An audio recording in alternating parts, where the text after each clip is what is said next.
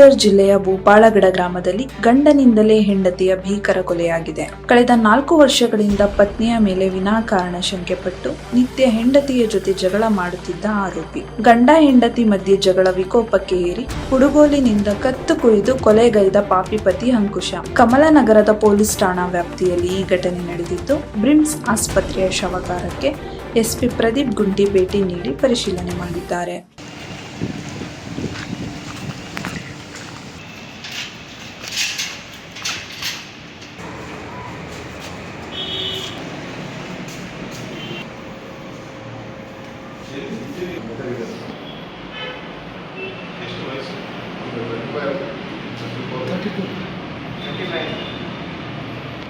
ತಾಂಡಾದಲ್ಲಿ ಒಂದು ಕೊಲೆ ನಡೆದಿದೆ. ತನ್ನ ಸ್ವಂತ ಹೆಂಡತಿಗೆ ಗಂಡ ಒಂದು ಕೊಡಗುಗಳಲ್ಲಿ ಮರ್ಡರ್ ಮಾಡಿದ್ದಾನೆ ಅಂತ ಮಾಹಿತಿ ಬರುತ್ತಿದೆ ನಮಗೆ. ಹೆಣ್ಮಗಳು ಒಂದು 4 ವರ್ಷದಿಂದ ಗಂಡದಿಂದ ದೂರ ಇರ್ತಿದ್ದಾಳೆ. ಅದರಿಂದ ಗಂಡ ಒಂದು 2 ದಿನ ಹಿಂದೆ ಲಾಯರ್ ಮುಖಾಂತರ ಡೈವರ್ಸ್ ನೋಟಿಸ್ ಕಳಿಸ್ಕೊಟ್ಟಿದ್ದಾರೆ.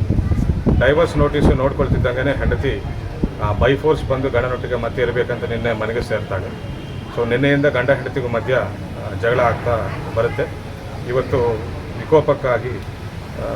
ವಿಕೋಪಗೊಂಡು ಇವತ್ತು ಗಂಡ ಕೊಡಗುಗಳಲ್ಲಿ ಹೆಣ್ಮಕ್ಕಳಿಗೆ ಸಾಯಿಸಿದ್ದಾನೆ. ಆರೋಪಿಗೆ ನಾವು ದಸ್ತಗಿರಿ ಮಾಡಿದ್ದೇವೆ. ಮುಂದಿನ ಕ್ರಮ ಜರುಗಿಸ್ತೇವೆ. ಸರ್, ಏನಾದರೂ ಅನೈತಿಕ ಸಂಬಂಧ ಇದೆಯಾ? 4 ವರ್ಷದ ಹಿಂದೆ ಅವರು ಫಿಸಿಕಲಿ ಸಪ್ರೇಟ್ ಆಗಿದ್ದಾರೆ ಬೇರೆ ಬೇರೆ ಕಾರಣಗಳಿಂದ. ಆ ಕಾರಣಗಳು ಇನ್ನೂ ತಿಳಿದು ಬಂದಿಲ್ಲ. ವಿಚಾರಣೆ ಮಾಡ್ತೇವೆ.